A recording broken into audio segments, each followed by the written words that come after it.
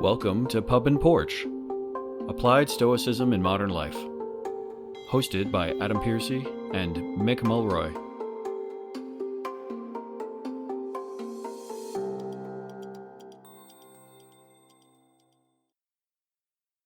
Welcome back to Pub and Porch, Applied Stoicism. I'm your host, Adam, with my co-host, Mick Mulroy here. This week, we're going to be doing episode 3 in our Raising Kids series that we've started on our podcast. Mick and I have been really excited talking about this, and I think we've had, some really good rapport as we go back and forth thinking about this. Mick being an actual dad, soon to be grandfather. That's Yep. right. And I'm an uncle, so I'm sort of on the side. I'm a godfather as well, and a lot of kids know me as by my nickname as Uncle Rocket.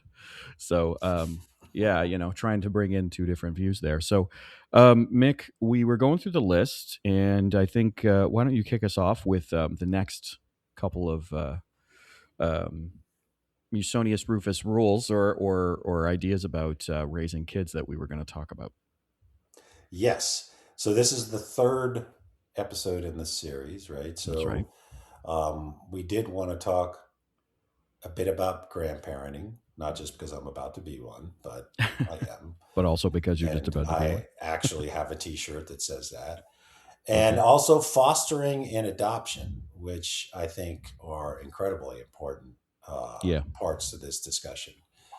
But to your point, to start with, and then I would like to go into some of those other areas. Yeah. The last three, if I'm right at where we were, I'll say the last four just in case I didn't hit this one. Number 9, praise character and effort more than achievement. That's an interesting one. Yeah. 10, teach responsibility and accountability. That's pretty much what every parent should do, but yes. Choose friends and influences wisely. That's an interesting one too, right? That's a little different than some parenting would have their kids do. Yeah. And then the last one, which is kind of a summary of and this is rules from Rufus's Lectures and Fragments as translated by Cora Lutz, Lutz. Mm-hmm. Choose, and the last one is teach that happiness comes from character, not possessions, which is the anti-materialistic tone of Stoicism. Right. So a lot of this, of course, is what Stoics do, and you're just teaching it to a child, right? And that's called parenting, which is fine. Yeah. But I would go back and what do you think about the praise character and effort more than achievements? Because it's the more than achievement part that I think is a little different. Not that it's wrong, of course. Yeah. Well, I think, there's a core tenet within Stoicism about, and Stoics in the past, right, especially classical Stoics would say, fortuna allowing, right, meaning, we'll see what happens. Like, it's a very important concept within Stoicism to understand that we don't really control the outcomes of things, right? We don't as much as we want to. Sometimes you can do everything right and still lose is a really negative way to put it, but you can do everything right and still not get the outcome you're hoping for.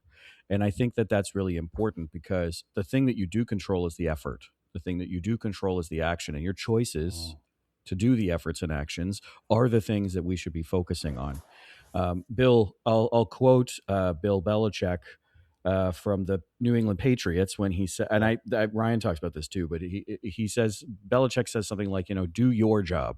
So if you're the wide receiver, you're there to like run. I don't know American football very well, but you run a route, get open, get the catch the pass, get the down, whatever.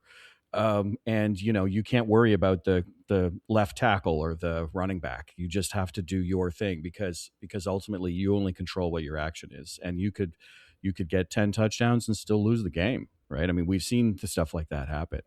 So understanding that your actions are the most important, I think, is where that comes from. And it really resonates when you talk to young engineers like I do, where it's like, you gotta make sure your part of it works, right? Like, and so focus on that. Stop worrying about everybody else, focus on the actions you're taking. So what's your take? I think you've hit it on the head. I mean, that's exactly what I think you should teach. And and that's one aspect that you teach resilience, and that comes from the ability to fail, right? Yeah. But to proceed. I mean, you think of all the famous quotes of, like Churchill with, success is the ability to go from failure to failure, never lose the same amount of enthusiasm. I'm paraphrasing this, but you get the point. Right. Yeah. Yeah. Right. And he's a good example of somebody who's Yeah. failed epically, but is Oh, considered, yeah. I think, rightfully to be one of the most significant leaders of the 20th century. Right. So, Hmm. but you have the ability to do that as a parent to a child and protect them from too much of the consequences. Right. Yeah. That's why I think sports is super important. Oh, And and yes. and I think sports for children should be about including all children. I don't mean that in a kumbaya sense, but right now, like in the US, we have a situation where only like a very select group of kids Right. play sports, right? Yeah. And then everybody else doesn't sits in their basement and plays Xbox, right, or whatever girls do. Yeah. We need to go to the service academies in the U.S. do this, the Naval Academy and the Military Academy. Yeah. They make everybody play. Everybody's playing. You might not be on the varsity team, but you're playing, right? You pick a Yeah. sport, you're playing. Um, Yeah. I think that should be the way it's done in elementary school, middle school, junior high, high school. Like Yeah. everybody's playing. It should be like intramural sports should be a requirement, and Yeah. it's not just. It's also good for health, of course, Sure. and we do have a problem with health, but it teaches you how to be on a team. It teaches you how, like, if you try really hard, the chances of you winning go up. If you Yeah. don't, it goes down. And guess what? You're still probably going to lose from time to time because that's just the way life is.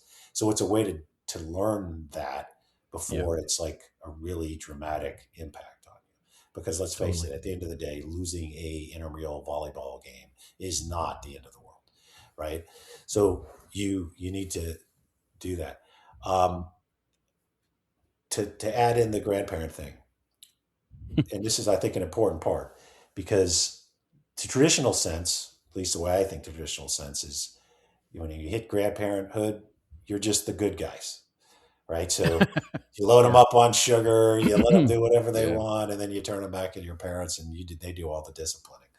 I think Right. about this now, of course, because my son and his wife are going to have identical twin boys. So, and I bring that up because they're I going to did need not know help. that. So, my son, who's getting out of the military, is going into a master's program at Johns Hopkins, which is a very difficult program. Literally at the same time, they're making their announcement. And by the way, their due date is on the Marine Corps birthday, which I thought they would just put. Had to throw that out there. I had to. I had to. I thought they were screwing with me. Me and my son Yeah. are both Marines, That's and funny. brother-in-law. So uh, we're going to be heavily involved, right? And she is Of a course. emergency room nurse, so very busy person. Oh, wow. So I think about this. I think, and I'd love to hear from actual grandparents, since I'm not yet, but I want to be the reinforcer of the parents, Yeah. right? In a good way. I still want to have the grandparent, like, happiness factor. Like, I'm Yeah. going to my grandparents and everything's great. But I think you do have to reinforce what their parents do and say. And then I am going all in on Stoicism because that's how grew up. And I think this is now the time, because everything we're saying, practice what you preach. So I'm going to talk about everything that we talk about to them as they have the ability to grasp the concepts, right?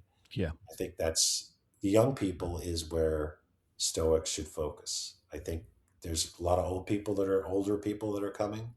Yes. The young people are going to be the generation that could change. And we were just talking about this to Susan, who just joined the team. Susan, Yeah. Yeah. how important it is to get society to turn course. That we Hmm. seem to be going toward extremes in our political views, toward intolerance with anybody that disagrees with us, to anti-science in some extent, which is Yeah. obviously the opposite of wisdom, Totally. um, to not serving society but serving Hmm. oneself. So I think it's really, really, really important that Stoics, whether it's us or Ryan or any Hmm. of the The people big that are ones. the big ones, Yeah. not that we're the big ones, but we know the No. big ones, Oh yeah. um, are reaching out to the younger generation. We got to turn this tide, at least in the U.S. I think. Yeah. I I don't know. You agree. can speak for Canada, but anyway. So I think that there is a a part of that grandparents can play. Right, you're going to have more time than parents do. Let's Yeah. face it. If it's done correctly, your kids are going to be busting their hump working because that's what Hmm. we have to do to provide. But grandparents can spend more time talking about philosophy and the like. So anyway, Yeah. what's your thoughts on that? Adam? I think, I think one thing that I think people like grandparents or people like uncles and aunts and whatnot, I Mm-hmm. think one thing that's really great is that they can sort of round out the spectrum because also if kids are homebodies, they only see their parents. And I think seeing varied people is a very Yep, important thing, especially like we totally saw agree. after COVID, where kids were at home all the time and getting homeschooled. And yes, they were in Zoom calls and everything, but they weren't getting any exposure to other people, like to other thoughts and people and experiences, right? And so that's where I think people like uncles and aunts and godparents and Yep. grandparents and extended family type stuff too, I think has a really unique opportunity there to be that different view. My sister's family, she has a very Christian background. I'm an atheist, right? Like it's a thing where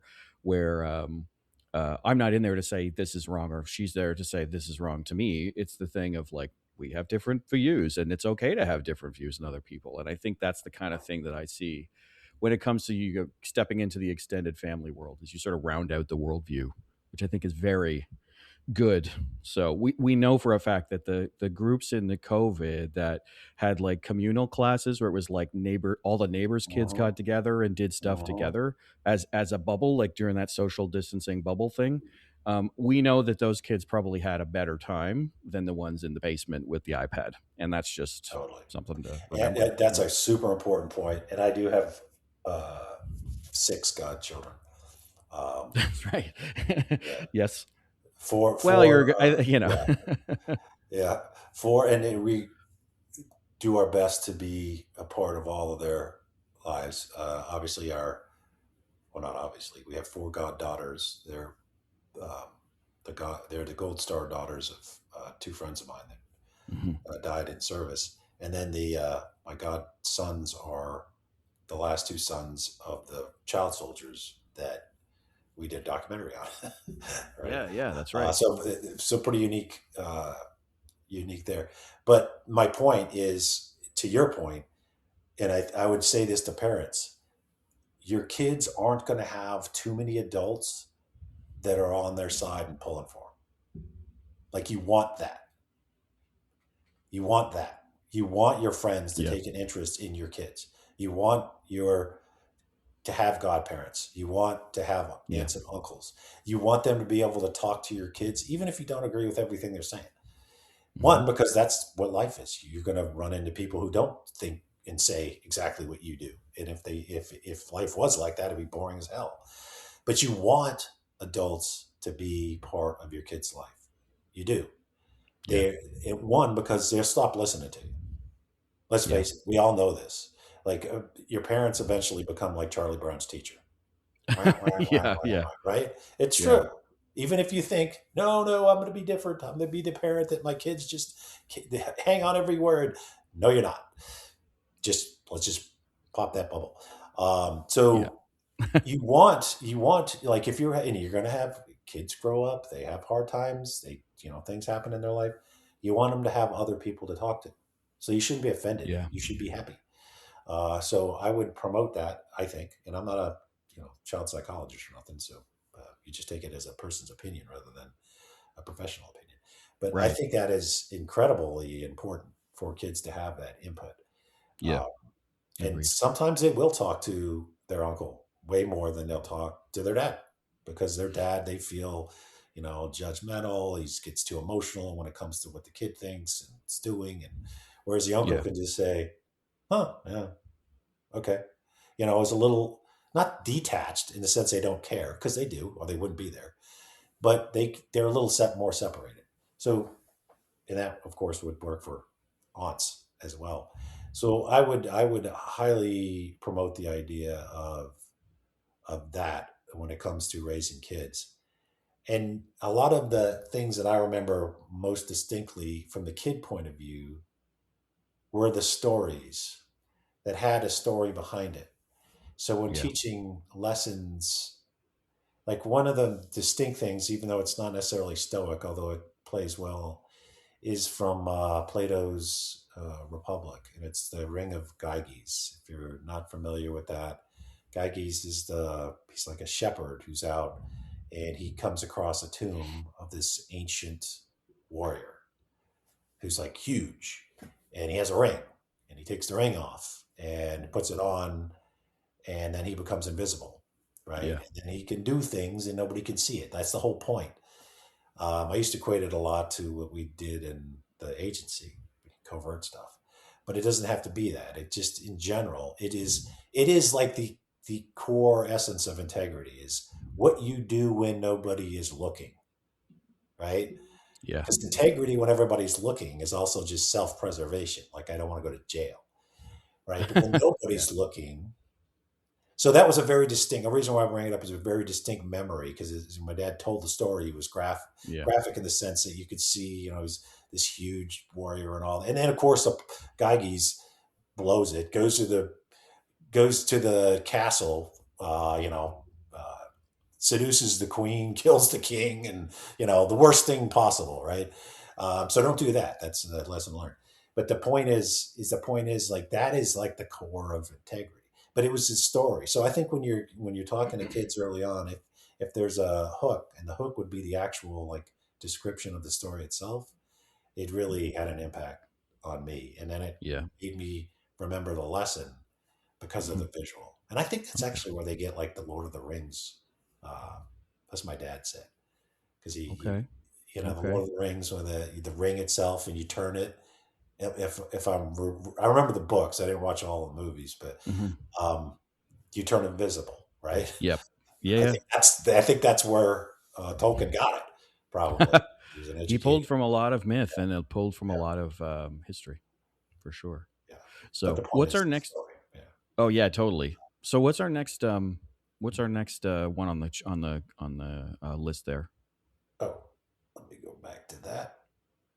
For some reason, it disappears on my file, and I have to keep going back and finding it. Oh yeah, the other one that was a little different than the norm is choose friends and influences wisely. Yeah. So, because obviously your parents are going to have a lot to do with who your friends are, potentially. Sure.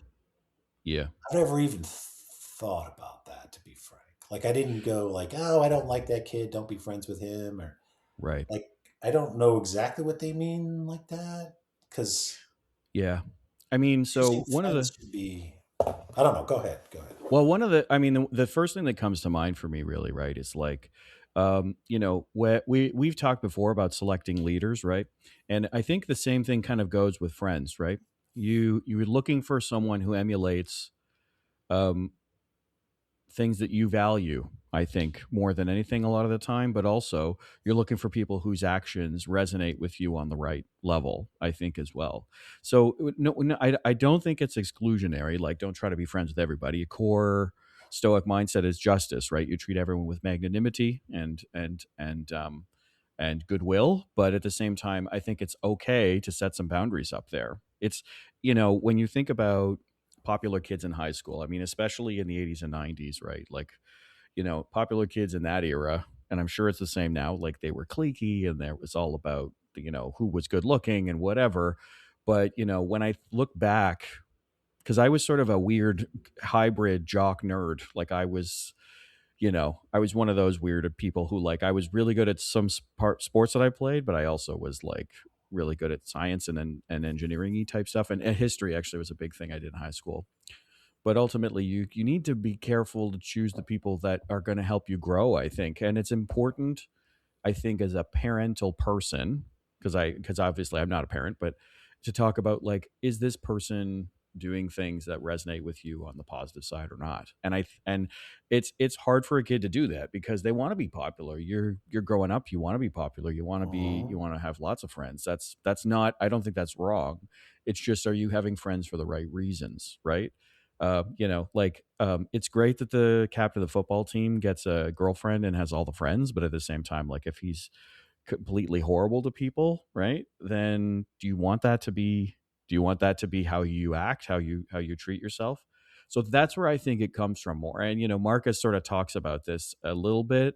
I can't remember the quote exactly, but he's kind of like, you have to, well, I think actually the very first book of Meditations is a good example. He's thanking people from his life Yes. who have Yes. done things that he wishes to emulate, right? He's not saying, he's not like it's not a broy thing where he's like, Antoninus Pius, Mhm. best looking guy, gets all the ladies. He's like, Antoninus Pius doesn't lose his temper, cool under pressure, Mhm.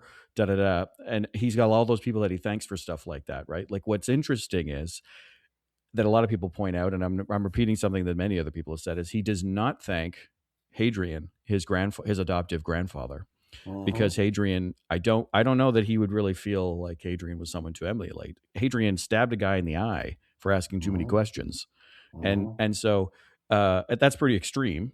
But I think when we Mhm. look at it in the modern sense, it's like, are you making friends for people that are excuse me, supporting you, that are growing with you, that are acting in ways that resonate with you in a positive way, right?